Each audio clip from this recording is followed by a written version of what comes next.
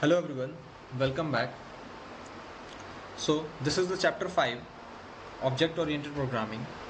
So in this video we are going to see that how we can create class and objects in Python. So before creating class and object, we have to know that what is a class and what is an object. So a class is a blueprint or a template which is used to create objects with specific properties and behaviors, and it encapsulates, means inside the class we can encapsulate attributes and methods into a single entity. Now when we have created a class, so for using the properties inside the class we have to use the objects. So what are objects? So class objects are instance of class, means they are the part of the class. Without the objects, the class properties can't be called. So the class objects have their own unique values for attributes, and they can invoke a function present inside the class, and they allow us to create multiple independent instances and can share the same structure and functionality defined by the class. Means we can create multiple objects also of a single class. Okay, so now we will talk about how to create a class and what is the basic syntax of creating a class. So for creating a class, first of all we have to use the keyword class followed by the class name, then followed by a colon. After that, with a proper indentation, we are inside the class, and inside the class there are attributes, and then there are methods present, and after that we have to call that class. So for calling that class we just have to create an object of that class. And how we'll create that object of the class? Like this. First we have to give the name of our object. So I have taken obj, then we have to assign it, and then doing this with your class name. So our class name is A, and then you have to give the parentheses, and your object of the class has been created. And now this is the syntax. So I'll write here syntax.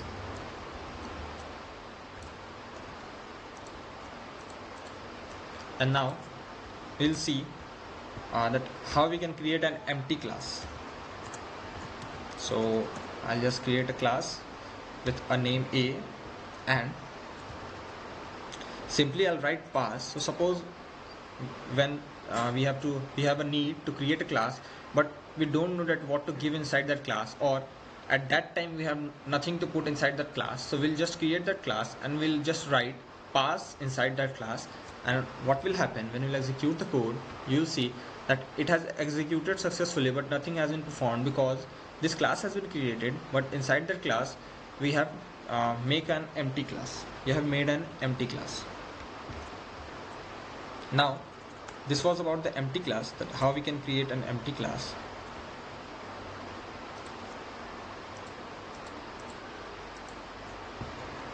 After that we are going to create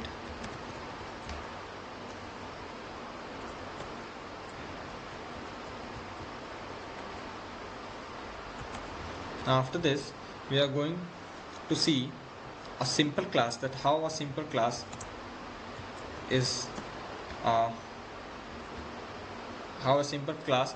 made. So we'll use the class keyword followed by the class name, then the colon, and when you press enter it will come with a tab.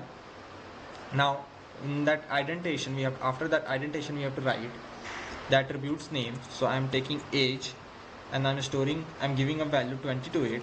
Then I'll print my variable, that is age, and after that I'm going to call my class using an object, and we have already discussed that how we can create an object. Now when I'll execute the code, you will see 20 has been printed. Okay, now what will happen when I'll comment this object, and now when I'll execute the code, you will see 20 is printed again. Now why this is? I have told earlier that whenever we want to we have to call the properties present inside the class, we have to call it using the objects. But here the object has been commented, but then also our value of age, that is 20, is getting printed. Why? because in Python interpreter it comes with a default constructor present in it. So whenever we have forgot to give or call our function, so our default constructor is already present in Python interpreter, so it calls our class automatically at one time. So yeah, if there is something more, that is, suppose we are storing a name and then we want to print that name, so obviously we'll give the name of our variable name, and when we'll execute the program, we are not calling our class, but because the Python interpreter comes with a default constructor, so it will execute the code with the help of that default constructor, and it will print the age and the name.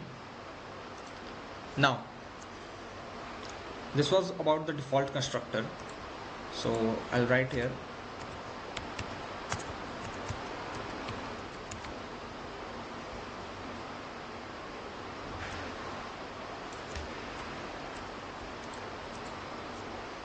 now we'll see that what is the default constructor and how the default constructor works. So we'll create another program, and now we'll create our default constructor, that how it is created.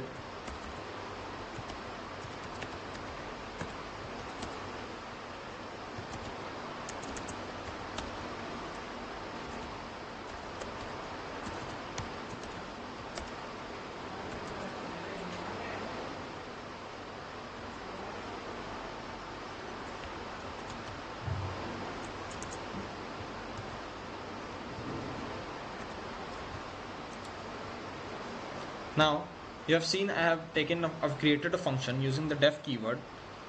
Now this init function is that default constructor which was working here in this class. That default constructor was working is this function. Now when we'll execute the code, you will see that 30 is getting printed.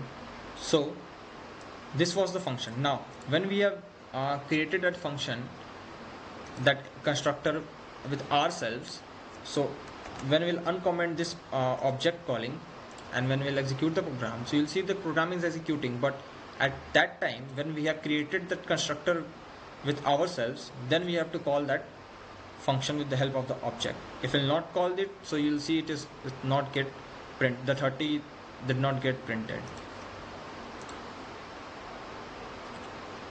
So now, why to create the constructor if it is already present in the class by default?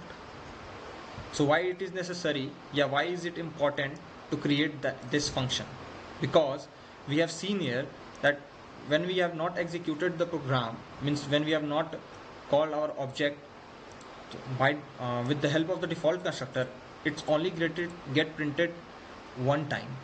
But if you want to print the same thing multiple times, suppose I want to print this age 3 times, so what I will do, I just simply can create two more objects of this class A, and when I'll execute the code, you'll see that 30 has been printed 3 times.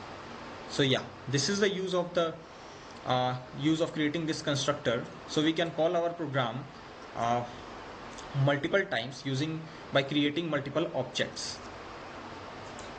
Now you must be thinking that why I have given this self as a parameter in our init constructor.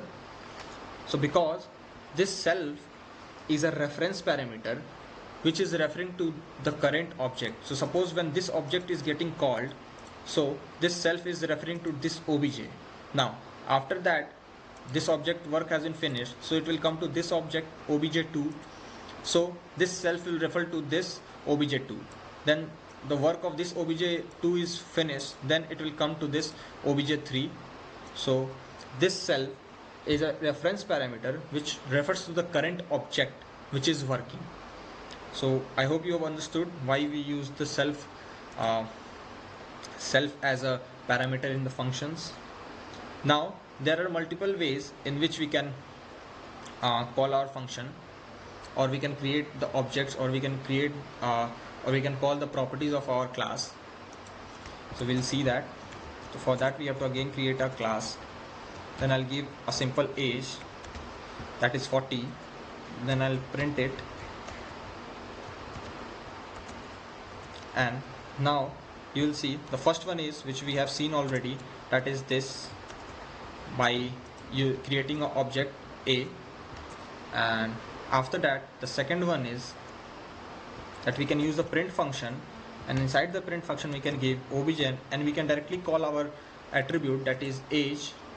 And when we'll execute the code, so you will see 40 has been printed 2 times, because for the first one 1 time, and for the second one that we have called our attribute directly. Now there is one more, we can use the print function, and we can call it by the class name, that is a.age. And when you'll execute the code, you will see 40 has been printed 3 times. So this was the basics of how we can create class and object, and what are the different ways in which we can call our objects, the attributes present in our objects. And we have seen the empty class, that how we can create the empty class.